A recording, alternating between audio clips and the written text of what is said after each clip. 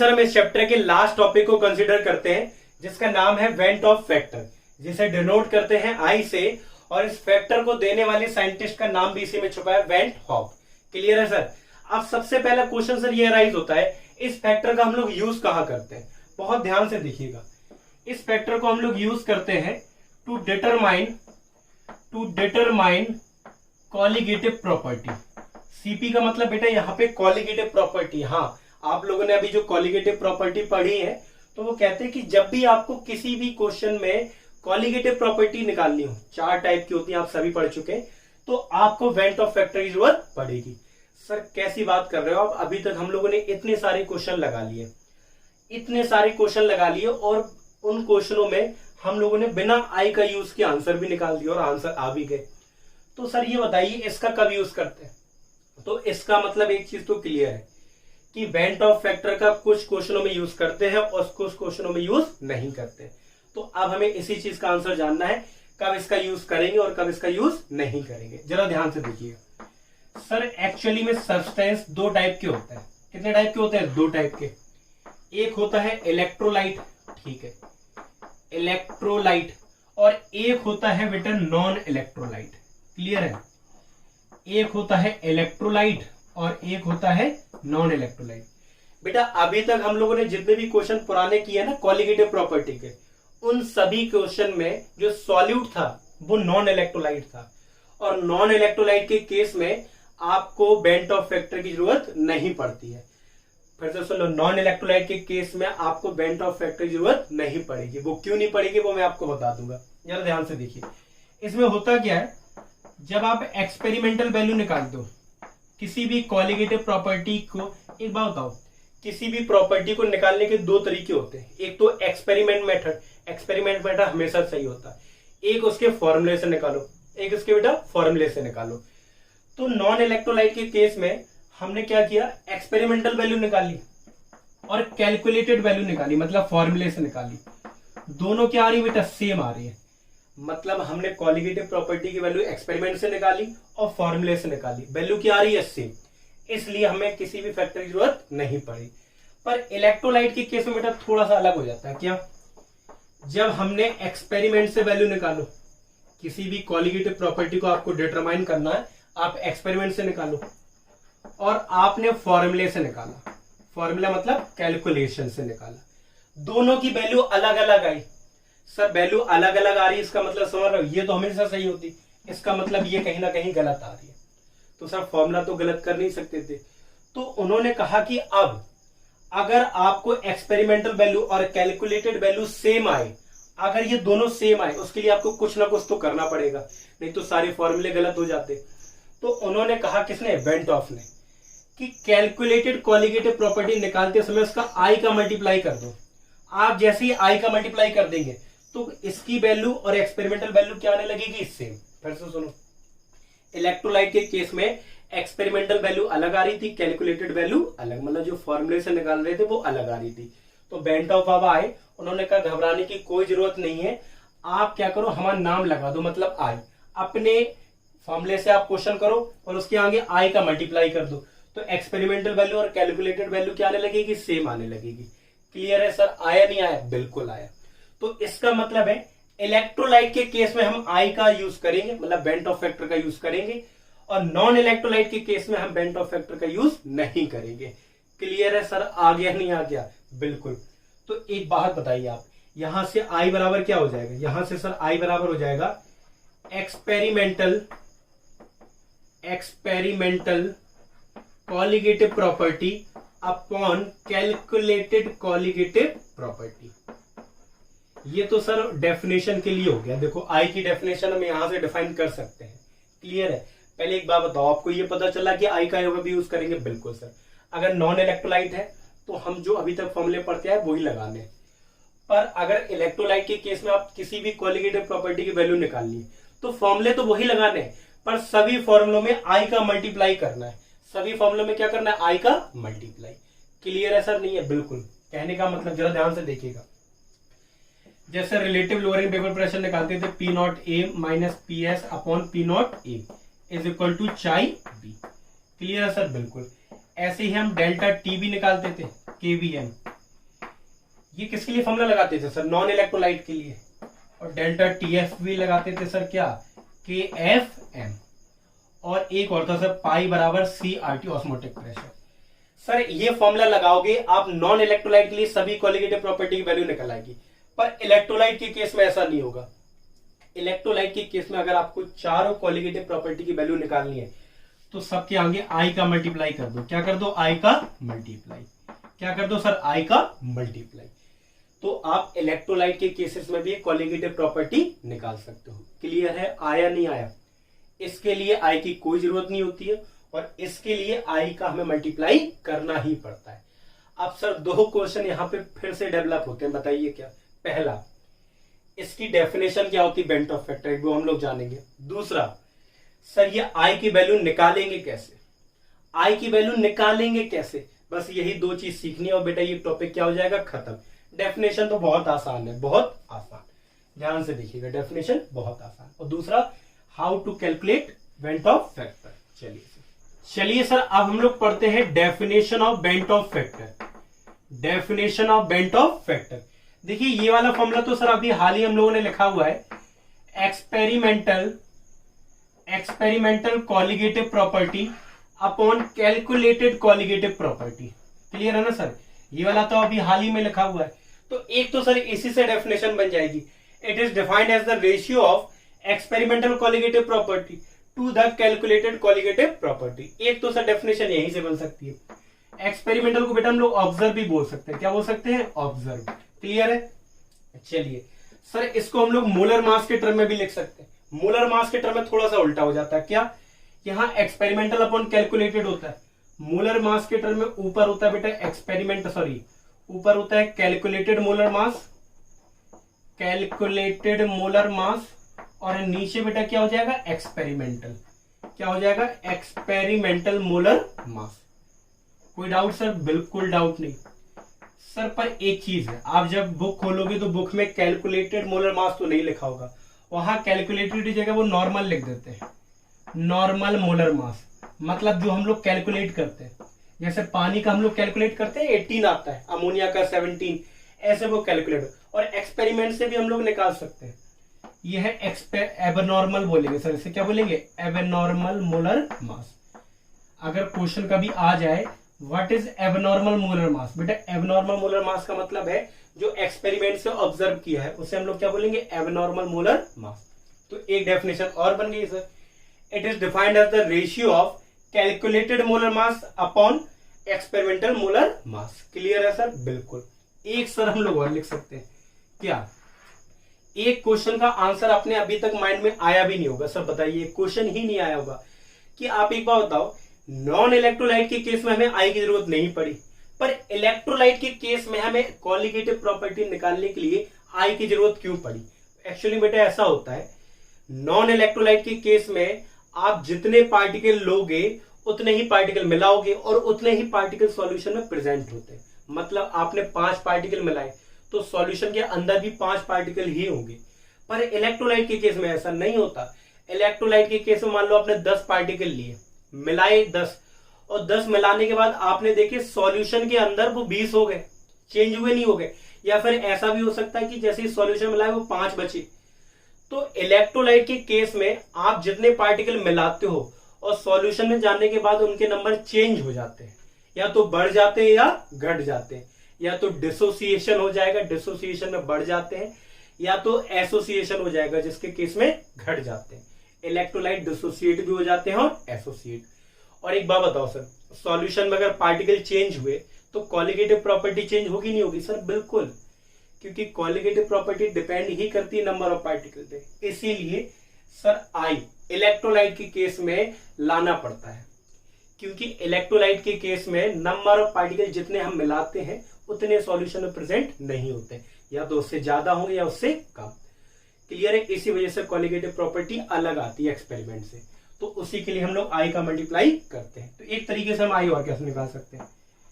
Number of mole of particle before association और dissociation. मतलब जब आपने मिलाए नहीं है, जब डिसोसिएशन और एसोसिएशन नहीं हुआ। क्लियर है सर? और जब आपने मिला दिए तो डिसोसिएशन और एसोसिएशन के बाद कितने हैं, number of mole of particle, number of mole of क्या बेटा पार्टिकल आफ्टर एसोसिएशन और डिसोसिएशन। बेटा डिसोसिएशन में टूट जाते हैं, एसोसिएशन में जुड़ जाते हैं। तो ऐसे भी निकाल सकते हैं, मान लो आपने 10 पार्टिकल मिलाए, ठीक है, और वो जाके 20 हो गए, तो आई की वैल्यू कैसे निकालोगे, ऊपर बताओ बेटा क्या होगा, कितने हो गए सर, कितने हो गए 20 हो गए, मिलाए कितने थे 10, तो आई की वैल्यू कितनी आ गई 2, आगे नहीं आ गई।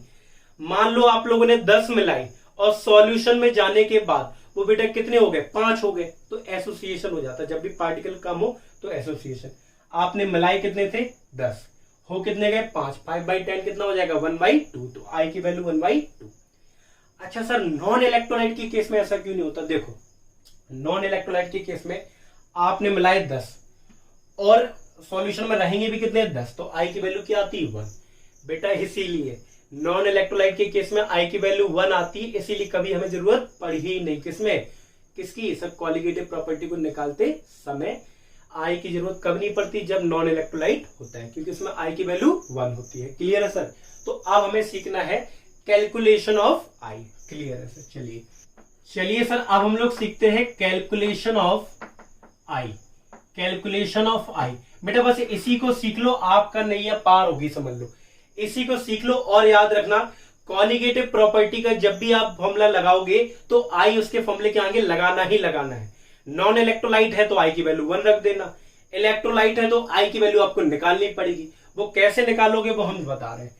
सर आप सभी को पता है सब्सटेंस 2 टाइप के होते हैं सर, किसके लिए, इलेक्ट्रोलाइट और नॉन इलेक्ट्रोलाइट। सर क्लियर है। नॉन इलेक्ट्रोलाइट के लिए बेटा बताओ, आप खुद बताओ, नॉन इलेक्ट्रोलाइट के लिए क्या होती है बेटा, नॉन इलेक्ट्रोलाइट के लिए आई की वैल्यू कितनी रहती है 1, कितनी रहती है 1, कोई दिक्कत ही नहीं है। इलेक्ट्रोलाइट के केस में बेटा 2 केस आते हैं, एसोसिएशन और डिसोसिएशन। बहुत ध्यान से देखिएगा सर, डिसोसिएशन आता है और एसोसिएशन आता है नहीं।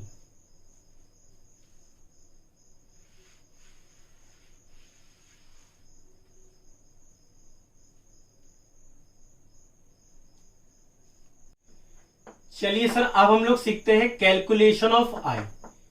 Calculation of I.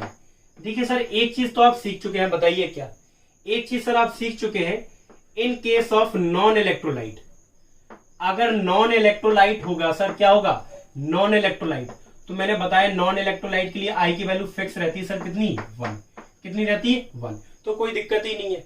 सर हम कैसे पहचानेंगे कि इलेक्ट्रोलाइट है नॉन इलेक्ट्रोलाइट है, बेटा जब क्वेश्चन में कुछ भी चर्चा ना हो ना किसी भी ना चीज की, तो समझ लेना वो नॉन इलेक्ट्रोलाइट है। वैसे तब भी हम एग्जांपल बता दे रहे हैं, जैसे कि यूरिया, जितने भी ऑर्गेनिक कंपाउंड होते हैं सारे नॉन इलेक्ट्रोलाइट होते हैं, यूरिया, ग्लूकोज, इथाइलिन ग्लाइकॉल, ये सारे जो आपने अभी तक पढ़े हुए हैं सर, और पॉलीमर जितने भी आपने पढ़े हुए हैं वो सारे के सारे हमारे सर क्या होते हैं, पॉलीमर भी आपने पढ़ा हुआ था सर, बिल्कुल।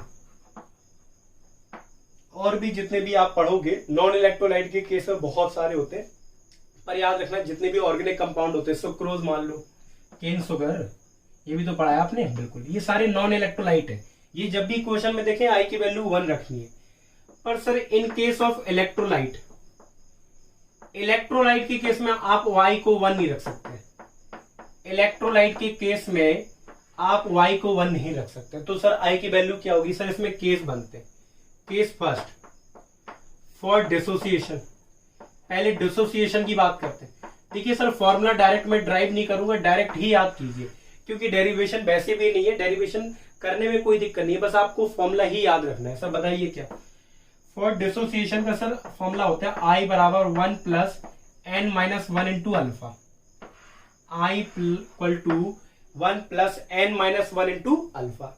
सर अल्फा तो आप सभी को जानते होंगे, degree of dissociation, degree of dissociation होता है। सर इसकी वैल्यू कैसे निकालते हैं, आपको क्वेश्चन में मान लो दे दिया कि 10% डिसोसिएट हो रहा है, तो परसेंटेज अपॉन 100 कर देना, अल्फा की वैल्यू निकल आती है, परसेंटेज अपॉन 100 अल्फा की वैल्यू निकल आती है। क्लियर है सर। चलिए यहां पे सर n है number of ion, number of ion वो मैं आपको बता दूंगा, जरा ध्यान से देखिए। तो सर डिसोसिएशन के लिए फॉर्मूला हो गया I बराबर 1 plus n minus 1 into alpha, ये याद रखना आपको, डिसोसिएशन के लिए हमेशा से है। अब इसमें पहला केस सर कि जो इलेक्ट्रोलाइट है वो कैसा है, स्ट्रॉन्ग है या वीक है। अगर इलेक्ट्रोलाइट स्ट्रॉन्ग है, अगर इलेक्ट्रोलाइट स्ट्रॉन्ग है तो सर अच्छा सर हम कैसे पहचानेंगे इलेक्ट्रोलाइट स्ट्रॉन्ग है या वीक है। सर क्वेश्चन में लिखा होगा कंप्लीट डिसोसिएशन, क्या लिखा होगा वो बोल देते हैं जनरली, कंप्लीट डिसोसिएशन या फिर आयनाइजेशन बोल देते हैं, वो क्या बोल देंगे, आयनाइजेशन। तो समझ जाना कि वो सर किसका केस है, स्ट्रॉन्ग इलेक्ट्रोलाइट का। इसमें 100% होता है, स्ट्रॉन्ग इलेक्ट्रोलाइट के केस में 100% डिसोसिएशन होता है। क्या होता है सर, 100% डिसोसिएशन। तो सर 100% डिसोसिएशन हो रहा है तो अल्फा की वैल्यू तो बेटा फिक्स है ना, हमने बोला था जितनी परसेंटेज दिया जाए अपॉन 100 कितनी होगी, 1। तो एक बात बताओ, स्ट्रॉन्ग इलेक्ट्रोलाइट के केस में अल्फा ऑलवेज 1, अल्फा की वैल्यू हमेशा 1 रहेगी। तो रख दो फॉर्मूले में जरा, I बराबर 1 प्लस n माइनस 1 इंटू 1। तो ये तो सर I बराबर कितना आ जाएगा, n आ जाएगा, 1 से 1 कट जाएगा। तो एक बात याद रखना, स्ट्रॉन्ग इलेक्ट्रोलाइट के केस में जितना n होगा उतना ही I होगा, आपको ये फॉर्मूला लगाने की जरूरत नहीं है। अरे आया तो बेटा ये यहीं से है ना। तो कुल मिला के स्ट्रॉन्ग इलेक्ट्रोलाइट के केस में जितना n होगा उतना ही I होगा। तो सर n कैसे निकालते हैं जरा ये इस पे डिस्कस कर लेते हैं। जैसे हम NaCl ले लें सर, क्या ले लें, NaCl। स्ट्रॉन्ग इलेक्ट्रोलाइट का मतलब स्ट्रॉन्ग एसिड, स्ट्रॉन्ग बेस, वो स्ट्रॉन्ग। तो NaCl को आप तोड़ो जरा, Na प्लस Cl माइनस, ठीक है बेटा, ठीक है। तो इसमें n की वैल्यू कितनी आई, कितने टूटे सर, 1 और 1 2। तो n की वैल्यू 2 आई तो I की वैल्यू बेटी कितना होगी, 2 होगी बेटा। MgCl2 क्वेश्चन में दिया है, Mg प्लस 2 और Cl माइनस। Mg 1 है तो यहां भी 1 है, Cl 2 है तो यहां पे भी 2। तो बेटा n के नंबर फाइंड कितने हो गए, 1 आयन इसका, 2 आयन इसका, 3। तो I की वैल्यू भी कितनी होगी बेटा, 3। कोई डाउट है, कोई डाउट नहीं है सर। एक आधा एग्जाम्पल और ले लो आप, AlCl3 बेटा बताओ कैसे टूटेगा ये, Al प्लस 3 और Cl माइनस, ठीक है। कितने Cl है सर, 3। तो बताओ नंबर ऑफ आयन कितने हो गए सर, 1 Al के, 3 Cl के, 4। तो I की वैल्यू भी कितनी हो जाएगी, 4। एक बात तो आप समझ गए, एक और मैं करके बता दे रहा हूं, K2SO4 जैसे। तो K2SO4 सर टूटता है किसमें, K प्लस में और SO4 माइनस 2 में सर, ठीक है। K कितने हैं सर, 2 है। तो नंबर ऑफ आयन सर आप तो समझ गए, 2 आयन इसके, 1 आयन इसका, 3। तो I की वैल्यू भी 3। तो इसका मतलब है सर स्ट्रॉन्ग इलेक्ट्रोलाइट के केस में सिर्फ हमें क्या निकालना है, n की वैल्यू, वही I की वैल्यू होगी। अब बचा सर डिसोसिएशन हो और वीक इलेक्ट्रोलाइट का केस हो, किसका हो, वीक इलेक्ट्रोलाइट का केस। बहुत ध्यान से देखिएगा। चलिए सर अब हम लोग वीक इलेक्ट्रोलाइट का केस पढ़ते हैं। वीक इलेक्ट्रोलाइट क्या होता है सर, वीक इलेक्ट्रोलाइट वो होते हैं जो पूरे डिसोसिएट नहीं होते, पूरे टूटते नहीं है। सर बहुत ध्यान से, बहुत ही आसान है सर, बताइए क्या, डायरेक्ट फॉर्मूला लगाना है आपको, डायरेक्ट कुछ सोचना ही नहीं है, डायरेक्ट फॉर्मूला लगाना है। सर कैसे, जैसे मान लो क्वेश्चन आ गया, क्वेश्चन में है calculate I for 10% ionization of CH3COOH। देखो क्वेश्चन में जब लिखा हो ना 100% नहीं हो, 100% से कम हो, तो समझ लेना वो वीक इलेक्ट्रोलाइट ही है सर। अगर 100% नहीं है, 10% है, तो समझ लेना वीक इलेक्ट्रोलाइट है। तो एक बात तो सर समझ में आ गई, वीक इलेक्ट्रोलाइट के लिए फॉर्मूला तो यही लगाना। आप सुनो, हमें फॉर्मूला यही लगाना, I बराबर 1 plus n minus 1 into alpha. हमें अल्फा चाहिए, n चाहिए, निकल आएगा। तो सब बिल्कुल CH3COOH ये टूटता किसमें बेटा, आप सभी को पता होना चाहिए, ये सर टूटेगा COO नेगेटिव H पॉजिटिव। ये सर आपको पता होना चाहिए किसमें टूटता है, इसमें हम कोई मदद नहीं कर सकते। तो सर कितने n मिले, 2। तो n की वैल्यू तो 2 होगी। अल्फा की वैल्यू मैंने बोला था परसेंटेज से निकालते हैं, 10% दिया गया, 100 से डिवाइड कर देते तो 0.1 n आ गया, अल्फा आ गया। आप रख दो इस क्वेश्चन में। तो I बराबर सर कितना, I बराबर कितना बेटा, इसमें n की वैल्यू 2 माइनस 1 और 0.1। तो 1 प्लस 0.1, यहाँ 1 बचेगा इंटू, तो 1.1 आ गया सर। किसकी I की वैल्यू कितनी आ गई, 1.1। कोई दिक्कत सर कुछ नहीं है। वीक इलेक्ट्रोलाइट के केस में I की वैल्यू बहुत आसान है, बताइए क्या। डिसोसिएशन के लिए फॉर्मूला होता है I बराबर 1 plus n minus 1 into alpha. अगर इलेक्ट्रोलाइट स्ट्रॉन्ग है तो आई और एन बराबर रहेंगे, अगर इलेक्ट्रोलाइट वीक है तो सर हम यही फॉर्मूला लगा देंगे, कोई दिक्कत नहीं है। अच्छा सर हम कैसे पहचानेंगे क्वेश्चन स्ट्रॉन्ग का है या वीक का है? आपको क्वेश्चन में याद रखना लिखा होगा कंप्लीट डिसोसिएशन, कंप्लीट आयनाइजेशन या 100%, तो समझ लेना स्ट्रॉन्ग का है, नहीं तो वीक का है। और डिसोसिएशन एसोसिएशन तो क्वेश्चन में लिखे रहेंगे। अब हम एसोसिएशन की और बात कर लेंगे, कंफ्यूज मत होना, बहुत आसान है, बहुत आसान। चलिए एसोसिएशन की बात और कर लेते हैं सर, ठीक है। Case second sir, case second में हम लोग पढ़ेंगे फॉर एसोसिएशन के बारे में। क्वेश्चन में लिखा होगा एसोसिएशन डिसोसिएशन, तो लिखा ही होगा बेटा। इसमें आई की वैल्यू जैसे निकालते हैं 1+1/n-1 इंटू, आप चाहे तो अल्फा कर सकते हो, चाहे बेटा बीटा कर सकते हो, अल्फा ही रख लो तो ठीक है। अल्फा ही को हम यहां पे क्या बोल देंगे, डिग्री ऑफ एसोसिएशन, कोई दिक्कत नहीं है। ऐसा नहीं होगा क्वेश्चन में कि एसोसिएशन डिसोसिएशन एक साथ हो जाए, अलग अलग होते हैं। तो यहां पे अल्फा को हम क्या बोलेंगे, डिग्री ऑफ एसोसिएशन। और एन कैसे निकालेंगे वो हम आपको बता दे रहे हैं। क्वेश्चन में लिखा होगा डाइमर ट्राइमर, तो समझ लेना डाइमर के लिए मतलब 2 मॉलिक्यूल मिल गए। देखो एन की वैल्यू फिक्स होती है बेटा, अगर डाइमराइज लिखा है क्वेश्चन में तो एन की वैल्यू 2 है, अगर ट्राइमराइज लिखा है तो एन की वैल्यू कितनी है बेटा 3, और टेट्रामर लिखा है बस इससे ज्यादा नहीं लिखा होगा, ठीक है, तो एन की वैल्यू 4। बेटा एसोसिएशन में भी 2 केस, कौन सा पहला, for strong electrolyte, for strong electrolyte. Association में भी तो बेटा 2 केस हो सकते हैं, स्ट्रॉन्ग इलेक्ट्रोलाइट और वीक इलेक्ट्रोलाइट। बस बेटा आप याद रखना स्ट्रॉन्ग इलेक्ट्रोलाइट के केस में I बराबर 1/n, क्योंकि अल्फा की वैल्यू स्ट्रॉन्ग इलेक्ट्रोलाइट के केस में कितनी होती है 1, मैं डायरेक्ट बता चुका हूं, तो डायरेक्ट याद रखना। स्ट्रॉन्ग इलेक्ट्रोलाइट के केस में आपको ये फॉर्मूला याद नहीं रखना, I बराबर 1/n। क्वेश्चन में जैसे लिखा है कि मान लो benzoic acid is completely dimerise, कह रहे कंप्लीटली डाइमराइज हो रहा है, पूरी तरीके से डाइमराइज हो रहा है, तो इसका मतलब समझ रहे, कंप्लीटली का मतलब है कि स्ट्रॉन्ग है तो, और डाइमराइज हो रहा है मतलब एन की वैल्यू 2, तो आई की वैल्यू कितनी हो जाएगी बेटा 1/n, मतलब 1/2। कोई दिक्कत सर, कोई दिक्कत नहीं।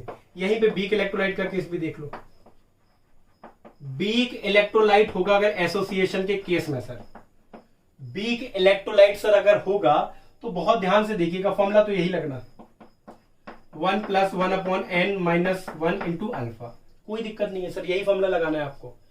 सर क्वेश्चन कैसे आएगा देखो, एक क्वेश्चन में बता दे रहा हूं, मान ले बोले दे रहे 10% ऑफ, लो 10% बुरा लग जाए, मान लो 20%, सर क्या 20% of acetic acid is dimerise, 20% of acetic acid dimerise. देखो उन्होंने 100% नहीं दिया, इसका मतलब वीक का केस हो गया, दिमाग ही नहीं लगाना। तो अल्फा की वैल्यू निकाल लो सर, %/100 मतलब 0.2, और एन की वैल्यू सर डाइमराइज है बेटा तो एन की वैल्यू 2 है, मैंने बोला था डाइमराइज का मतलब 2, तो आई की वैल्यू निकल आएगी बेटा, कैसे 1+1/n मतलब एन की वैल्यू 2 -1, अल्फा की वैल्यू बेटा 0.2। आप इसको सॉल्व कर लो, 1 और ये 1/2 -1/2 आएगा इंटू 0.2, मतलब 1 - 0.1 मतलब 0.9 आ गया। कोई दिक्कत है सर, कोई दिक्कत नहीं। बहुत ध्यान से देखना बेटा इस लेक्चर को, और अगर नहीं आए तो एक बार फिर से देख लेना। देखिए अभी तो आप समझ रहे हो कि आई को निकालते कैसे, फिर आपको क्या समझना है, फिर आपको समझना है कि क्वेश्चन में कैसे निकालेंगे, बहुत आसान होगा, बहुत आसान सर, क्लियर है। तो इस तरीके से हम लोगों ने आई को निकालना सीख लिया है। अब इसका एक चार्ट में एक बार समराइज कर ले, फिर क्वेश्चन को हम लोग करते हैं, जरा ध्यान से। समरी का मतलब यहां पे है कि आई की वैल्यू का जो चार्ट है वो कैसा होगा, बहुत ध्यान से देखिए सर, बहुत ध्यान से देखो। नॉन इलेक्ट्रोलाइट का नहीं लिख रहा हूं मैं, सिर्फ इलेक्ट्रोलाइट की बात कर रहा हूं सर, किसकी, सिर्फ इलेक्ट्रोलाइट की। नॉन इलेक्ट्रोलाइट के लिए आप सभी को पता है आई की वैल्यू कितनी होती है 1, मैं लिख दूंगा यहाँ पे नॉन इलेक्ट्रोलाइट के लिए आई की वैल्यू 1, कोई दिक्कत नहीं है। इलेक्ट्रोलाइट में सर 2 केस होते हैं, एक होता है डिसोसिएशन और एक होता है एसोसिएशन। डिसोसिएशन और एसोसिएशन आपको यही 2 क्वेश्चन में लिखे मिलेंगे, आप क्वेश्चन में पहचान लोगे, ये तो लिखा ही होगा।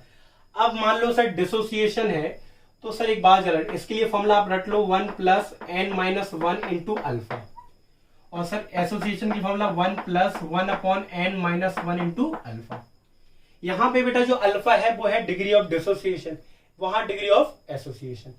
एन की वैल्यू सर यहां पे क्या है, एन की वैल्यू यहां नंबर ऑफ आयन, क्लियर है, मतलब जो डिसोसिएट होने के बाद जो नंबर ऑफ आयन्स कितने होंगे। यहां पे एन कैसे निकालते हैं सर, डाइमर अगर लिखा हो तो एन की वैल्यू 2, ट्राइमर लिखा हो तो एन की वैल्यू कितनी बेटा 3, दिमाग ही नहीं लगाना, टेट्रामर लिखा हो। अच्छा सर इसका मतलब क्या होता है, इसका मतलब है 2 मॉलिक्यूल मिलके एक मॉलिक्यूल बना लिए, 3 मॉलिक्यूल ने मिलके एक मॉलिक्यूल बना लिए, 4 मॉलिक्यूल ने मिलके एक मॉलिक्यूल बना लिए, इसका मतलब ये होता है। ये बात तो समझ में आ गई। अगर डिसोसिएशन का केस हो तो ये वाला फॉर्मूला, और एसोसिएशन का केस हो तो ये वाला फॉर्मूला लगाना, ठीक है। अब सर डिसोसिएशन में भी 2 केस होते हैं, स्ट्रॉन्ग इलेक्ट्रोलाइट, दिमाग ही नहीं लगाना सर, स्ट्रॉन्ग इलेक्ट्रोलाइट।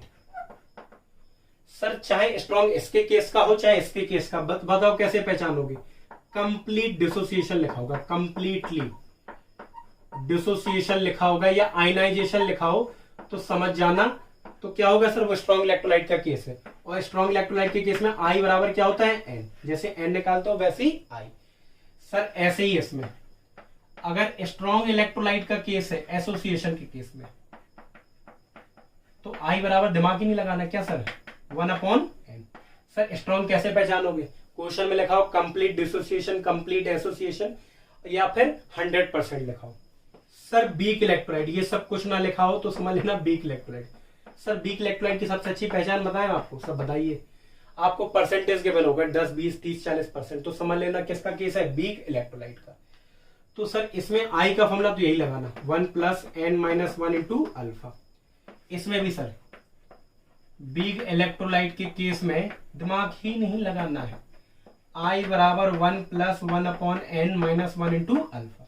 आ गया नहीं आ गया सर, बहुत ये चार्ट आपको बड़ा सुखदायक देगा। अगर सर नॉन इलेक्ट्रोलाइट के लिए सर आई निकालना ही नहीं है, आई निकालना ही नहीं है, आई की वैल्यू 1। आया नहीं आया सर, आ गया नहीं आ गया, तो आई निकाल लेंगे नहीं निकाल लेंगे सर, बिल्कुल सबसे पहले क्वेश्चन में पहचानना है कि वो इलेक्ट्रोलाइट का क्वेश्चन है या नॉन इलेक्ट्रोलाइट का क्वेश्चन है। अगर आप पहचान गए कि इलेक्ट्रोलाइट का क्वेश्चन है तो फिर आपको पहचानना है कि वो डिसोसिएशन का क्वेश्चन है या एसोसिएशन का है। अगर आप डिसोसिएशन पहचान गए तो फिर आप ये पहचानो वो स्ट्रॉन्ग का क्वेश्चन है या वीक का क्वेश्चन है। अगर आप यहां तक पहुंच गए क्वेश्चन लग जाएगा। ऐसी एसोसिएशन पहचान लो तो फिर पहचान लो स्ट्रॉन्ग का है या वीक का। क्वेश्चन लगाऊंगा, सच मानो अगर आपको यहाँ पे 10% भी समझ में आ गया होगा ना, बस आप फॉर्मूले याद कर लो। बताओ एसोसिएशन के लिए ये वाला, डिसोसिएशन के लिए ये, स्ट्रॉन्ग के लिए आई बराबर n, और इसमें स्ट्रॉन्ग के लिए आई बराबर 1/n, वीक के लिए यही वाला, इसमें वीक के लिए यही वाला। बस इतना याद रखो, बाकी मुझ पे जिम्मेदारी, क्वेश्चन कैसे लगाना है बस आ जाएगा। और सभी क्वालिटेटिव प्रॉपर्टी के आगे आपको क्या लगाना है, आई लगाना है, आई लगाना ही लगाना है, वो चाहे इसका केस हो चाहे इसका। अगर आप नहीं पहचान पा रहे आई की वैल्यू क्या तो 1 रख देना, कोई दिक्कत नहीं है, समझ जाना नॉन इलेक्ट्रोलाइट का ही केस है। अब हम लोग न्यूमेरिकल पे फोकस करते हैं, बिल्कुल दिमाग नहीं लगाना, जैसा मैं बोलूं वैसे क्वेश्चन करने और आंसर आ जाएगा। इंपॉर्टेंट है पर इतना इंपॉर्टेंट नहीं है, पर तब भी पढ़ना जरूर है हम लोगों को, ठीक है सर। चलिए सर हम लोग पहला क्वेश्चन करते हैं जिसमें बेंट ऑफ फैक्टर का यूज है। बहुत ध्यान से देखिएगा, मैंने बोला था सबसे पहले पहचानना है कि ये इलेक्ट्रोलाइट का क्वेश्चन है या नॉन इलेक्ट्रोलाइट का। अगर आप पहचान गए कि इलेक्ट्रोलाइट है तो फिर पहचानना है डिसोसिएशन और एसोसिएशन, यहां तक आपको पहुंचना है। पहले क्वेश्चन पे जो वैल्यू गिवन है वो आप लिखिए, क्वेश्चन को पढ़िए। Determine the osmotic pressure of a solution, मतलब वो कह रहे हैं कि आप ऑस्मोटिक प्रेशर निकालिए, मतलब पाई निकालना है, ठीक है। Prepared by dissolving 25 milligram of K2SO4। K2SO4 मतलब यहाँ पे सॉल्यूट है, इतने लीटर ऑफ वाटर मिलाया, तो सॉल्यूट का मास बेटा 25 मिलीग्राम, और मिलीग्राम को ग्राम में चेंज आप करना जानते ही हैं, 10⁻³ का multiply in 2 litre of water. बेटा यहाँ जो सॉल्वेंट का वॉल्यूम होगा ना वही सॉल्यूशन का होगा, क्योंकि जो सॉलिड है वो हमारा जनरली डिसॉल्व हो जाता है पूरा। तो सर यहाँ पे सॉल्यूशन का वॉल्यूम कितना होगा, volume of solution 2 litre. Okay sir, चलिए एट 25 डिग्री सेल्सियस, टेम्परेचर है 25 डिग्री सेल्सियस, उसमें केल्विन में चेंज कर देंगे तो 298 kelvin. Okay sir, assuming that it is completely dissociated. Sir dissociation association electrolyte में होता, तो यहां से एक चीज क्लियर हो गई कि ये इलेक्ट्रोलाइट का क्वेश्चन है और डिसोसिएशन का है। अब स्ट्रॉन्ग का है वीक का, क्वेश्चन में क्या लिखा है कंप्लीटली डिसोसिएटेड, मतलब पूरी तरीके से टूट रहा है, तो कौन सा होगा? स्ट्रॉन्ग। तो एक बात तो सर समझ में आ गई कि ये स्ट्रॉन्ग का क्वेश्चन है। और सर आप बताओ आपको क्या निकालना? Osmotic pressure. वैसे is equal pi is equal to तो CRT होता है, पर क्योंकि इसमें इलेक्ट्रोलाइट है तो बेंट ऑफ फैक्टर तो लगाना ही लगाना है। और सर आपको पता है कि फॉर स्ट्रॉन्ग इलेक्ट्रोलाइट आपको पता होना चाहिए सर, नहीं पता तो पता होना चाहिए। स्ट्रॉन्ग इलेक्ट्रोलाइट और डिसोसिएशन हो रहा है तो आई बराबर कितना होता है? स्ट्रॉन्ग इलेक्ट्रोलाइट और डिसोसिएशन के लिए आई बराबर n। सर K2SO4 किस में टूटता है? आप निकाल लो। 2K प्लस, बेटा 2K है तो 2K प्लस हमारा SO4 माइनस 2। ठीक है सर, तो यहाँ पे कितने आयन मिले सर? 2 इसके और 1 इसके, 3। तो आई बराबर भी कितना होगा सर? 3। तो आई तो निकल आया सर, बिल्कुल आप कर लेंगे। सर कंसंट्रेशन का फॉर्मूला तो पता है, molarity, mass of solute, okay sir, upon molar mass of solute, okay sir, into volume of solution must be in litre into R into T, बिल्कुल। अच्छा एक बात बताइए, यहां पे R की वैल्यू को अगर हम लोग क्या रखते हैं? अगर R की वैल्यू हम रखते हैं 0.0821, ठीक है, जिसको हम 1/12 भी बोल सकते हैं, लीटर ATM पर मोल पर केल्विन। अगर ये रखते हैं तो प्रेशर ATM में आएगा। सर आई की वैल्यू कितनी आई? पहले 3। मास ऑफ सॉल्यूट सर आपको ऑलरेडी गिवन था 25 इंटू 10 की पावर माइनस 3। आर की वैल्यू आप क्या रख रहे हैं? ये 1/12।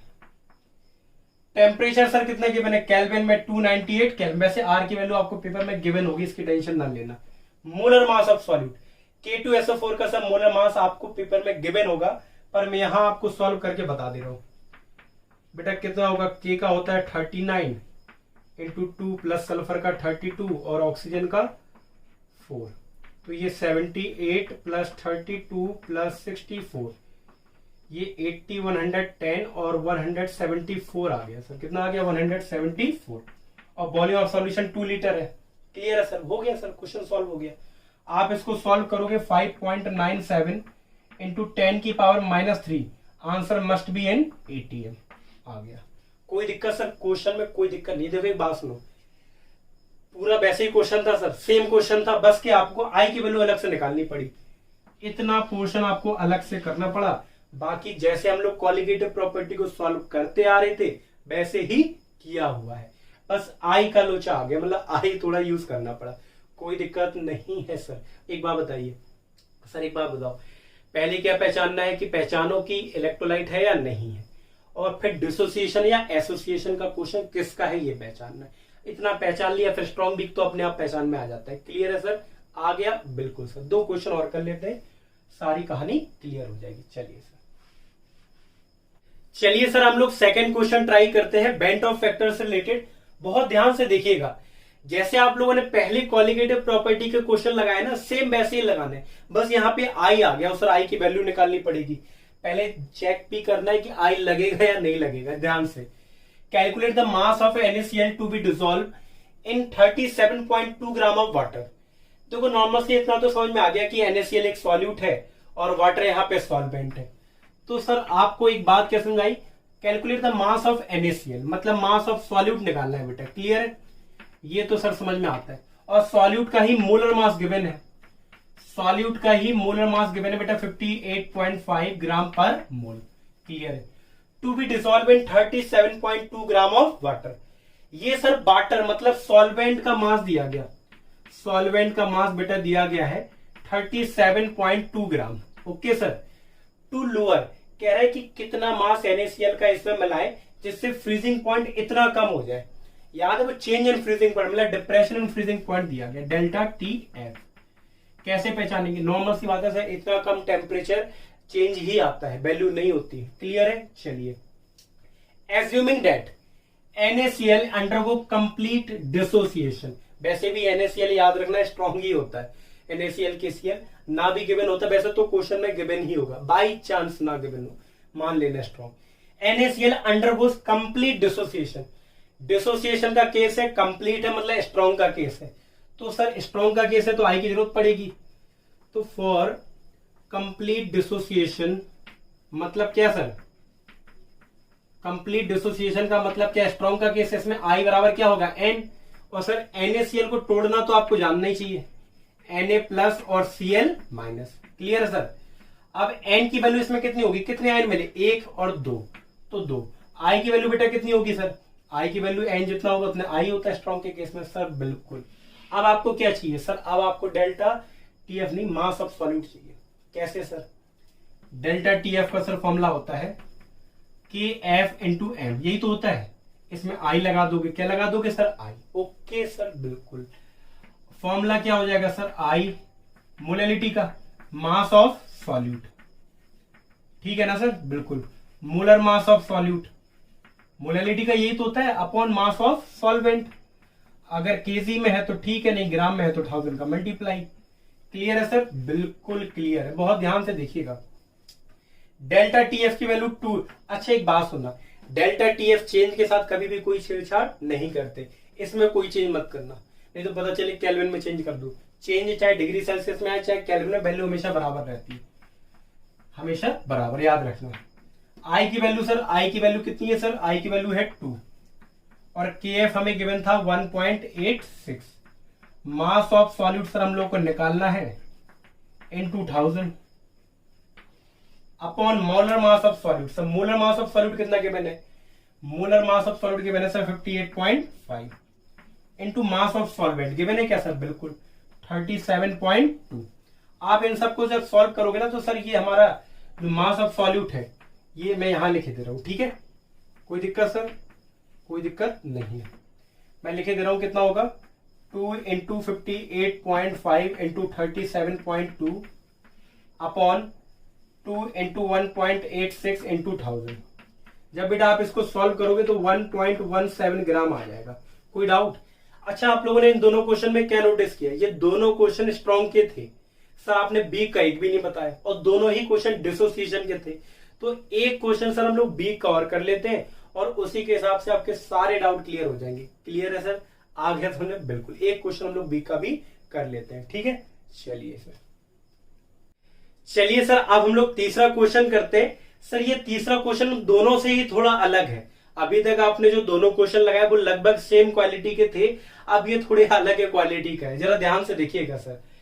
क्वेश्चन है फिनॉल एसोसिएट। सर यहीं से क्लियर हो गया कि एसोसिएशन हो रहा, इसका मतलब ये क्वेश्चन किसका है, एसोसिएशन का। इलेक्ट्रोलाइट तो है, इलेक्ट्रोलाइट के अंदर किसका केस है सर, एसोसिएशन का। Associate in benzene to a certain extent, कुछ हद तक एसोसिएट हो रहा है, तो यहीं से हमें समझ जाना चाहिए, कह रहे हैं कि फिनॉल जो है वो एसोसिएट हो रहा है बेंजीन में कुछ हद तक, इसका मतलब है वीक ही है, यहीं से समझ जाना चाहिए हमें। To form dimer. अच्छा डाइमर के लिए मैंने बोल रखा था आप सभी को, अगर आपको याद हो, एन की वैल्यू हमेशा फिक्स कर दो डाइमर के लिए 2, ठीक है। A solution containing 20 gram of phenol in 1 kilogram of benzene, ये तो आप समझ गए होंगे, ये सॉल्यूट है और ये सॉल्वेंट है। तो सर सॉल्यूट का जो मास है बेटा वो है 20 ग्राम, और जो सॉल्वेंट का बेटा जो मास है ना वो 1 किलोग्राम बोल रहे हैं। कितना बोल रहे हैं, 1 किलोग्राम, कोई दिक्कत नहीं है। कह रहे हैं कि जब फिनॉल को बेंजीन में मिलाते हैं तो उसका फ्रीजिंग पॉइंट कम हो जाता है इतना, और देखो जब भी टेम्परेचर इतना कम दिया जाए तो समझ लेना डेल्टा TF ही है।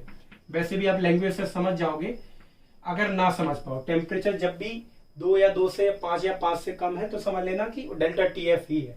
क्लियर है सर, चलिए। कह रहे हैं calculate the fraction of phenol that is dimerise. कह रहे हैं कितना फिनॉल डाइमराइज हुआ है, इसका मतलब पूरी तरीके से डाइमराइज नहीं हुआ है, और कितना डाइमराइज हुआ है बेटा इसके लिए अल्फा निकालते हैं। क्या निकालते हैं, अल्फा। अब एक बात बताओ, इस पोर्शन को थोड़ा सा हम 2 पोर्शन में बांटे दे रहे हैं। अल्फा तो बेटा तभी निकलेगा जब आई निकलेगा, और एसोसिएशन के लिए, फॉर एसोसिएशन के लिए आई का फॉर्मूला क्या होता है सर, बिल्कुल 1 + 1 upon n - 1 into alpha. Clear है सर। अगर सर हमें अल्फा चाहिए तो हमें आई चाहिए और क्या चाहिए, n तो हमारे पास ऑलरेडी है, तो हमें क्या चाहिए, आई। और सर आई कहां से आ सकता है, डेल्टा TF = I KFM। याद आया नहीं आया सर, बिल्कुल याद है, यहां से आपका आई आ जाएगा सर, बिल्कुल। चलिए डेल्टा TF बराबर I into KF into M का वैल्यू बेटा क्या होगा, मास ऑफ सॉल्यूट, ठीक है, upon molar mass of solute, ठीक है sir, into mass of solvent.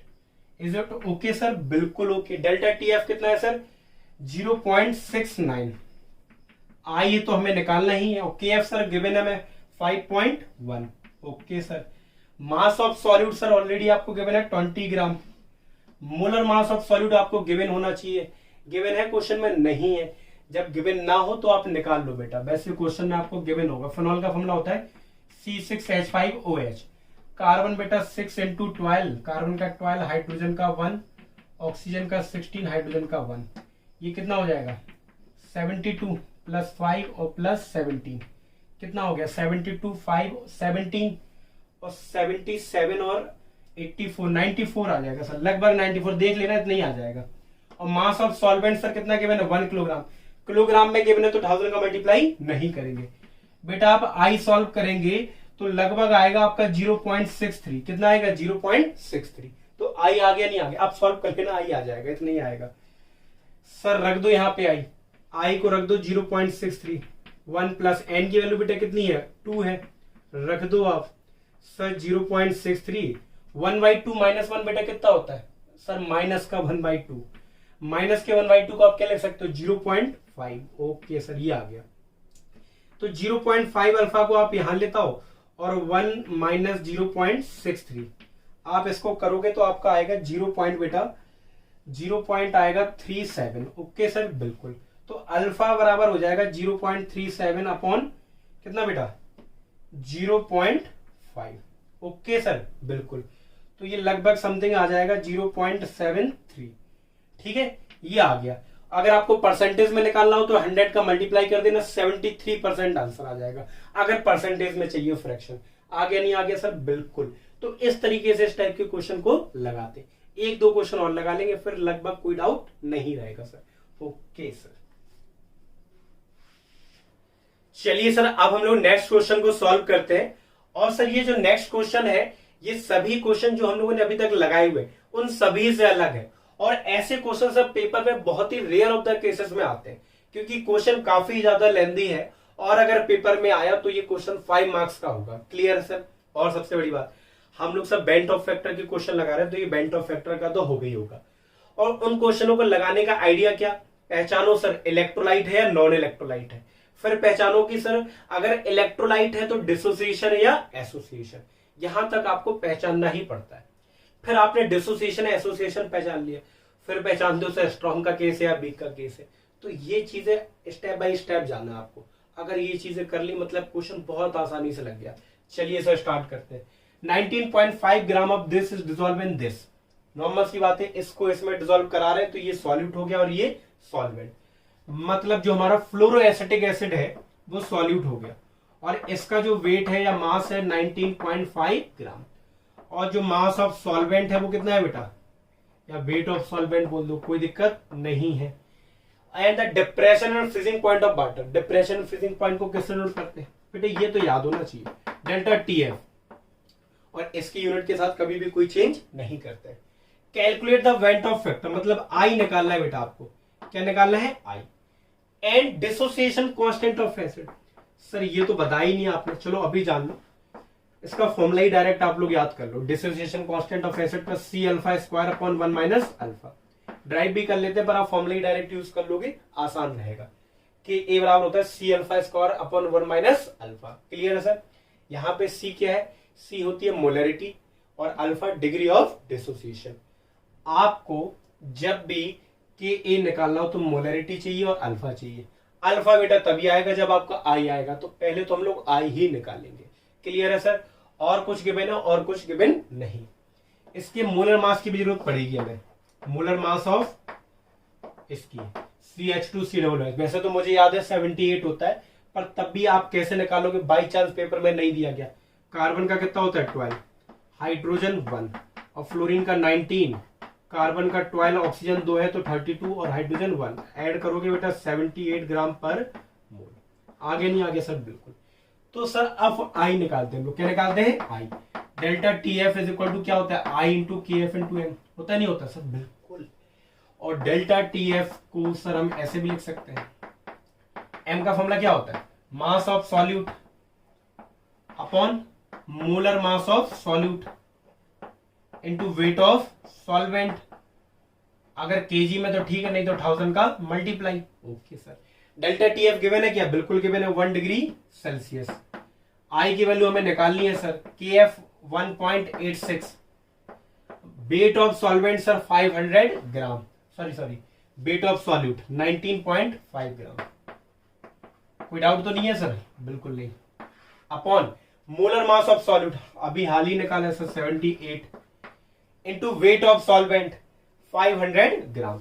बेटा जब आप आई को सॉल्व करोगे multiply 78 into 500 upon 1.86 into 19.5 into 1000, आप सॉल्व कर लेना, सॉल्व करना आपका काम है। मैं इसका आंसर आपको डायरेक्ट बता दे रहा हूं, इसका आंसर आएगा 1.0753। क्लियर है? आई की कोई यूनिट नहीं होती, तो ये तो आई आ गया। तो पहला क्वेश्चन तो सर यही था, calculate the van't Hoff factor. अगर क्वेश्चन सिर्फ इतना होता तो ये 3 मार्क्स का क्वेश्चन हो सकता था। अब क्वेश्चन उन्होंने ये पूछ दिया डिसोसिएशन कांस्टेंट, तो ये किसका हो गया सर? 5 मार्क्स का। अच्छा, डिसोसिएशन कांस्टेंट अगर कभी क्वेश्चन में गिवन हो तो समझ लेना डिसोसिएशन का तो केस है और बीक इलेक्ट्रोलाइट का केस है। किसका है सर? बीक। और बीक के लिए फॉर डिसोसिएशन के लिए फॉर्मूला तो पता ही आपको, बिल्कुल पता है सर। क्या? I बराबर 1 प्लस n-1 इंटू अल्फा। यही तो होता नहीं होता सर? बिल्कुल यही होता है। I गिवन है, n पता चल जाए तो अल्फा भी निकाल लेंगे। तो देख लो सर ये किस में डिसोसिएट होता है, देख लो सर। CH2F COOH, ये बेटा टूटता है CH2F COO नेगेटिव और H पॉजिटिव। तो इसमें कितने आयन मिले बेटा? 2 आयन। तो n की वैल्यू कितनी होगी बेटा? 2। कितनी होगी? 2। तो रख दो आप। I की वैल्यू कितनी है? 1.0753। 1 प्लस n की वैल्यू कितनी बेटा? 2 माइनस 1 अल्फा। 2 माइनस 1 कितना हो जाएगा? अल्फा हो जाएगा। तो 1.0753 is equal to 1 plus alpha. Alpha बराबर 1.0753 माइनस 1 मतलब 0.0753। ये अल्फा आ गया। आ गया नहीं आ गया सर? कोई डाउट है? कोई डाउट नहीं है, अल्फा आ गया। अब हमें निकालना क्या है? के ही तो निकालना है। के के लिए अल्फा आ गया, सी भी तो निकालना पड़ेगा सर। बिल्कुल। तो अब हमारा टारगेट है सी को निकालना। सर इसको लिख लो क्योंकि अब मैं यहां रफ करूंगा, यहीं पे सी निकाल के के की वैल्यू निकालूंगा। कोई डाउट सर? कोई डाउट नहीं। लिख लिया ये? बिल्कुल सर, आराम से लिख लिया, कोई दिक्कत नहीं है। जरा ध्यान से देखिए। अब टारगेट हमारा क्या है सर? सी निकालना। सी क्या होता है? मोलरिटी। मोलरिटी का कंसंट्रेशन जब भी बोला जाए, कुछ मेंशन ना हो तो समझ लेना मोलरिटी ही होता है। ठीक है। अब सर फॉर्मूला क्या होता है मोलरिटी का? Sir mass of solute, direct लिख रहा हूं मैं, upon molar mass of solute sir into volume of solution. Must be in litre, अगर लीटर में नहीं है ml में है तो 1000 का multiply. Sir weight of solute कितना के बने? 19.5। इसका मोलर मास 78। सर ये दिक्कत है, ये कहां से आएगा? सर एक बात मैं बता दूं, अगर आपको वॉल्यूम ऑफ सॉल्यूशन गिवन नहीं है तो आप वॉल्यूम ऑफ सॉल्वेंट निकाल लीजिए, क्योंकि जब कोई सॉल्यूट डिसॉल्व हो जाता है तो सॉल्यूट का अमाउंट वैसे भी कम है तो उसका वॉल्यूम निगलेक्ट कर देते हैं। सॉल्यूट वैसे सॉल्यूशन का वॉल्यूम दोनों के सम के बराबर होगा, पर सॉल्यूट का वॉल्यूम सर क्या कर देते हैं? नेग्लेक्ट कर देते हैं। क्या कर देते हैं? नेग्लेक्ट। तो जो सॉल्यूशन का वॉल्यूम होगा वो सॉल्वेंट के वॉल्यूम के बराबर होगा। तो सॉल्वेंट का वॉल्यूम निकाल लो। देखो कैसे सर? मास ऑफ सॉल्वेंट कितना है आपका? सर 500 ग्राम। ये सॉल्वेंट हमारा क्या है? पानी है, नहीं है? तो पानी की डेंसिटी कितनी होती है सर? 1 ग्राम पर ml। ठीक है। तो पानी का मास गिवन है, पानी की डेंसिटी गिवन है, तो पानी का वॉल्यूम भी निकल आएगा। और पानी हमारा यहाँ पे क्या है? सॉल्वेंट। तो 500 इंटू 1 कर दोगे तो 500 ml आ जाएगा। ये आ गया सॉल्वेंट का वॉल्यूम, और सर यही वॉल्यूम हो जाएगा सॉल्यूशन के बराबर। किसके बराबर हो जाएगा? यहाँ पे हम सॉल्यूट का वॉल्यूम नेग्लेक्ट कर देंगे अगर गिवन नहीं है। ठीक है। बताओ सर सी बराबर बताओ कितना होगा? अब आ जाएगा। कहा गया? 9 सॉरी यहीं पे रख दो। कितना आ गया? 500 ml और 1000 का मल्टीप्लाई। क्लियर है? कोई डाउट? कोई डाउट है क्या सर? बिल्कुल डाउट नहीं है। सी की वैल्यू आ गई। अब आप क्वेश्चन में यहाँ पे उठा के रख दो कि ए निकालना था मैं। C alpha square upon 1 minus alpha. बेटा अल्फा की वैल्यू 1 से बहुत छोटी होती है तो इस फॉर्मूले को हम लिख देते हैं सी अल्फा स्क्वायर। कोई दिक्कत सर? कोई दिक्कत नहीं। सी की value 19.5 into 1000 upon 78 into 500। Alpha की वैल्यू 0.0753 का होल स्क्वायर। ठीक है। आप इसको जब सॉल्व करेंगे ना बेटा तो आपका लगभग जो आंसर आएगा 2.8 इंटू 10 की पावर -3, 2.8 इंटू 10 की पावर -3। ओके, की यूनिट आप लोग यहाँ पे लिख सकते हैं, मोलर के बराबर होगी, इसका सी के बराबर। अल्फा की कोई यूनिट होती नहीं है, तो लगभग अगर आप लिखना चाहें तो इसकी ऐसी होगी। आ गया नहीं आ गया? कोई डाउट सर? कोई डाउट नहीं। क्या किया, सबसे पहले हम लोगों ने आई निकाला, आई से अल्फा निकाला और अल्फा और सी निकालिए तो के ए हमारा निकला है। के ए, अच्छा जिसको जानने की जिज्ञासा है सर ये फॉर्मूला कहाँ से आया, मैं एक बार बता दे रहा हूँ, नहीं तो कुछ लोग बुरा मान जाएंगे सर फॉर्मूले आप बताती नहीं कहाँ से आता है, तो मैं बता दे रहा हूँ, बाई चांस आपके मन में जिज्ञासा जाग जाए, और नहीं तो बाकी जो जिनके अंदर जिज्ञासा नहीं जागती वो डायरेक्ट फॉर्मूला ही याद कर ले। देखो मैं बता दे रहा हूँ, हम क्या बता रहे हैं कि सर के ए का फॉर्मूला जी कहाँ से आया। देखो यहाँ पे फर्स्ट ईयर का कॉन्सेप्ट लग जाएगा, यहाँ पे CF2COOH है ना बेटा, ये टूटता है CH2 CF COO नेगेटिव और H पॉजिटिव। क्लियर है? इसका इनिशियल कंसंट्रेशन बेटा मानते हैं हम, इनिशियल कंसंट्रेशन मानते हैं कितना बेटा, C। क्लियर है? इसका 0 होता है, इसका 0। इक्विलिब्रियम पे हम लोग मानते हैं कि इसका घटेगा C अल्फा, इसका C अल्फा, इसका C अल्फा। और बेटा जो डिसोसिएशन कांस्टेंट होता है प्रोडक्ट का कंसंट्रेशन अपॉन रिएक्टेंट का कंसंट्रेशन। प्रोडक्ट कौन है हमारा, CH2 COO नेगेटिव और H पॉजिटिव, अपॉन रिएक्टेंट कौन है, CH2 FCOOH। क्लियर है? आगे नहीं आगे? इसकी वैल्यू कितनी है, C अल्फा, एक मिनट सर, इसकी वैल्यू कितनी है C अल्फा, इसकी कितनी है C अल्फा, और अपॉन ये कितना है C माइनस C अल्फा। ऊपर कितना हो जाएगा बेटा, C स्क्वायर अल्फा स्क्वायर, यहाँ पे C कॉमन ले लो, 1 माइनस अल्फा, C से C कटा, C alpha square upon 1 minus alpha. आया नहीं आया? खैर इस डेरिवेटिव देखो, ये जो क्वेश्चन तो खत्म हो चुका पहले ही, ये हम एक्स्ट्रा बता रहे हैं, नहीं तो ये क्वेश्चन का पार्ट ना समझ लेना। वो मैंने बताया कि ए की जो फॉर्मूला आया वो कहां से आया, यहां से आया। ये फर्स्ट ईयर का कॉन्सेप्ट है, आप डायरेक्ट फॉर्मूले का भी यूज कर सकते हैं क्वेश्चन को लगाने में। एक क्वेश्चन सर हम लोग और लगाएंगे और इसी के साथ ये टॉपिक क्या होता है, खत्म होता है। क्लियर है सर? चलिए, ज्यादा स्ट्रेस मत लिया करो सर, दिक्कत आने लगी सर इतने सारे क्वेश्चन हम कैसे लगाए। कुछ नहीं, आपको तो बस देखना है और सीखना है, प्रैक्टिस करनी। एक बार प्रैक्टिस होगी ना तो फिर दोबारा मेहनत कम करनी पड़ती है, इस बात का याद रखना, लोड मत लेना ज्यादा दिमाग में। चलिए सर, हम लोग इस चैप्टर के लास्ट न्यूमेरिकल को लगाते हैं, और इस लास्ट न्यूमेरिकल को लगाने के बाद हम लोग बेंट ऑफ फैक्टर से रिलेटेड जितने भी न्यूमेरिकल हैं सारे कवर कर चुके होंगे। पहले एक बार इस न्यूमेरिकल को लगा लें, इसके बाद इस चैप्टर के इंपॉर्टेंट पार्ट्स की बात करते हैं कि आपको कैसे इस चैप्टर को पढ़ना है और कैसे क्वेश्चन को लगाना है। क्लियर है सर? चलिए, क्वेश्चन है 2 ग्राम of benzoic acid dissolve in 25 ग्राम ऑफ बेंजीन। नॉर्मल सी बात है सर, इसको इसमें डिसॉल्व कर रहे हैं तो ये तो सॉल्यूट हो गया और ये सॉल्वेंट। तो सॉल्यूट का सर मास कितना हो गया, ये तो पहचान गए ना आप, 2 ग्राम। सॉल्वेंट का भी पहचान गए सर, कितना, 25 ग्राम। Okay sir. shows a depression and freezing point equal to 1.62 Kelvin. Depression and freezing point मतलब delta TF 1.62 Kelvin. Molar depression constant, molar depression constant आपको दे रखा है मतलब KF 4.9, और यहां भी KF दे रखा, कोई दिक्कत नहीं है। What is the percentage association of acid. देखो एक बात सुनो, परसेंटेज एसोसिएशन पूछ रहे हैं, मतलब डिग्री ऑफ एसोसिएशन, मतलब अल्फा निकालना पड़ेगा आपको। अल्फा के निकालने के बाद ये परसेंटेज निकाल पाते हो। पूछो कैसे सर? अल्फा निकालोगे तभी तो उसमें 100 का मल्टीप्लाई करोगे, परसेंटेज निकाल आएगा। क्लियर है? तो अल्फा आपको निकालना पड़ेगा इसको निकालने के लिए। If it form dimer in solution, अगर एसोसिएशन में डाइमर बना रहे हैं, ये जो बेंजोइक एसिड है वो डाइमर बना रहे हैं। डाइमर के लिए मैंने बताया था एन की वैल्यू कितनी होती सर, 2 होती। इतना तो समझ में आ गया सर क्वेश्चन कि ये वीक इलेक्ट्रोलाइट का क्वेश्चन है, एसोसिएशन का क्वेश्चन है वीक इलेक्ट्रोलाइट का। कैसे बेटा, परसेंटेज पूछ रहे हैं मतलब वीक का ही है। क्लियर है?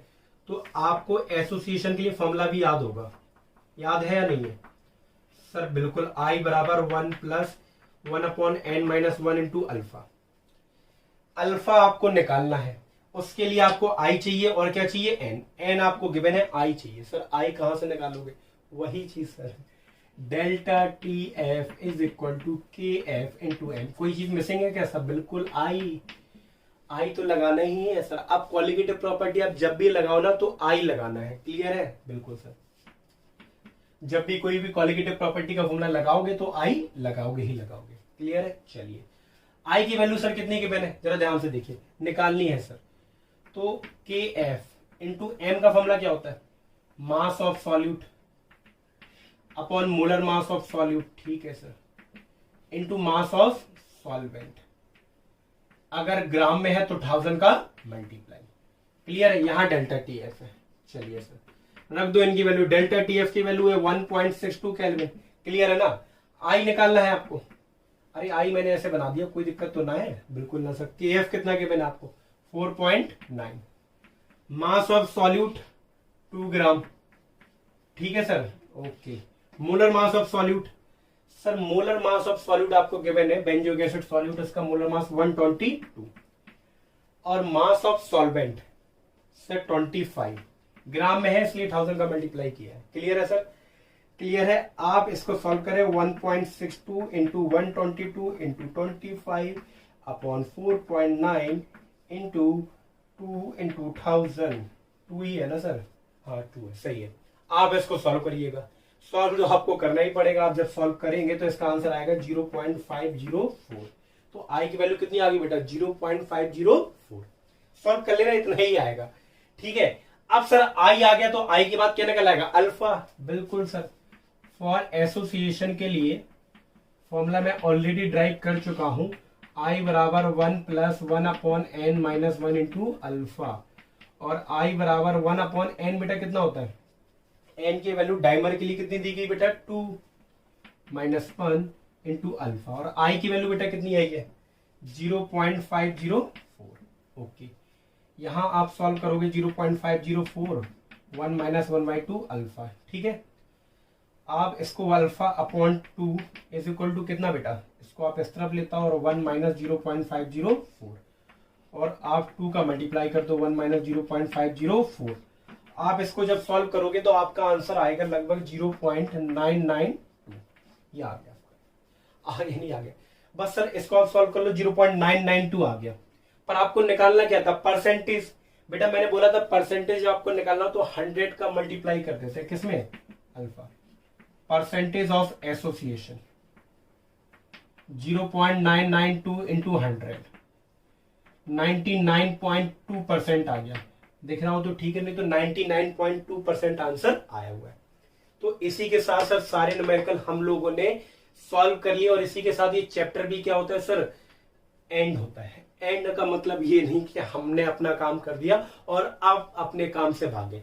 देखिए इस चैप्टर में सबसे ज्यादा इंपॉर्टेंट जो है वो न्यूमेरिकल है, इस वजह से मैंने सबसे ज्यादा वीडियो न्यूमेरिकल की बनाई। आप देख लेना, बहुत न्यूमेरिकल लगाए हुए मैंने 50% से ज्यादा न्यूमेरिकल ऑलरेडी आपको लगा दिए। आपका थोड़ा सा काम है कि आपको एनसीईआरटी के सारे क्वेश्चन लगाने, असाइनमेंट जितने के मैंने सारे लगाने, क्योंकि देखो नॉर्मल सी बात है, बहुत से बच्चे ऐसे हैं जिनको न्यूमेरिकल में बहुत ज्यादा डाउट होते हैं, कहते हैं सर आप लगाते हो तब तक तो समझ में आता है, जैसे हम लगाने बैठते समझ में ही नहीं आता। और सबसे बड़ी चीज तो वहां थी कैलकुलेशन। बेटा कैलकुलेशन की तो प्रैक्टिस करनी पड़ेगी। क्या करनी पड़ेगी, प्रैक्टिस। अब एडिशन सब्ट्रैक्शन तो सिखाएंगे नहीं हम आपको, अगर सीखना हो तो वो भी हम डील करेंगे किसी दिन, कि बेटा ABCD फिर एडिशन सब्ट्रैक्शन बिल्कुल स्टार्टिंग से स्टार्ट करेंगे। पर आपको वो तो सीखना है, और सबसे पहली बात न्यूमेरिकल को प्रैक्टिस जितने ज्यादा लगा सकते हो ना उतने ज्यादा अभी लगा लो। अभी आपके पास बहुत टाइम है, जब पेपर आएंगे तो पेपर के टाइम में आपके पास इतना टाइम नहीं होगा। तो जितने ज्यादा अभी प्रैक्टिस करोगे उतना ही फायदेमंद रहेगा। न्यूमेरिकल को लगाने का तरीका, सर पहला तरीका यह है कि जब भी आप क्वेश्चन लगाओ, ठीक है लगा रहे हो, जिस क्वेश्चन में डाउट आ रहा है, आप लोग क्या करते हो, जिस क्वेश्चन में डाउट आ रहा है उसको स्किप कर देते हो। सर बता देंगे, सर का काम ही है बताना, सर बता देंगे। यही तो गलती करते हो, अपने लिए ही गड्ढा खोद देते हो वहां पे। अगर जिस क्वेश्चन में डाउट आ रहा है आपने उस क्वेश्चन में टाइम नहीं दिया तो कोई भी फायदा नहीं है न्यूमेरिकल लगाने का, क्योंकि प्रैक्टिस तभी अच्छे से होती है जब आपने उस क्वेश्चन में ज्यादा टाइम दिया हो जिस क्वेश्चन में आपको डाउट था। भले 1 घंटे लग जाए क्वेश्चन हो, उस क्वेश्चन में 2 घंटे लग जाए, 2 कॉपी का यूज करो, बुक का यूज करो, पर उसका आंसर आना चाहिए। आंसर से डायरेक्ट यूज मत कर लेना, ठीक है। तब तक यूज करो जब तक आपका आंसर ना आ जाए, और जब सारी उम्मीदें खत्म हो जाए तब जाके हम लोगों से पूछो कि सर हमें ये क्वेश्चन का आंसर नहीं आया। लगाया क्वेश्चन नहीं आ रहा, तुरंत टीचर से, अपना दिमाग ही नहीं लगाया, फिर कोई मतलब नहीं होता, फिर तो वही कहानी चलती रहती। जो हमने पढ़ा दिया उस टाइप के आपने सारे क्वेश्चन कर लिए, जैसे ही अलग मिला आपने टीचर से पूछ लिया, अपना दिमाग कभी दौड़ाया ही नहीं। तो इसीलिए कहते हैं अगर आपको केमिस्ट्री के न्यूमेरिकल में परफेक्ट बनना है, पहली चीज जो न्यूमेरिकल नहीं आता उस क्वेश्चन में सबसे ज्यादा टाइम देना है, सबसे ज्यादा, मतलब जितना ज्यादा दे सकते हो उतना ज्यादा दो। क्लियर है? आप परफेक्ट हो जाओगे इस चैप्टर में, मान लो मेरी बात। क्लियर है? और इस चैप्टर में इंपॉर्टेंट न्यूमेरिकल है, थ्योरी भी इंपॉर्टेंट है। आप एक बार रिवाइज करिएगा, ऑलरेडी मैंने चैप्टर को 4 पार्ट्स में, मतलब ऑलरेडी कई सारे पार्ट्स में डिवाइड कर रखा है, तो आप आसानी से पार्ट वाइज स्टडी करिएगा, आसानी से समझ में आ जाएगा। और तब भी डाउट्स होते हैं तो हम लोग कनेक्ट में रहेंगे और उसको डिस्कस कर लेंगे। Okay sir, see you in next chapter. Okay, लिख लीजिए आप सर।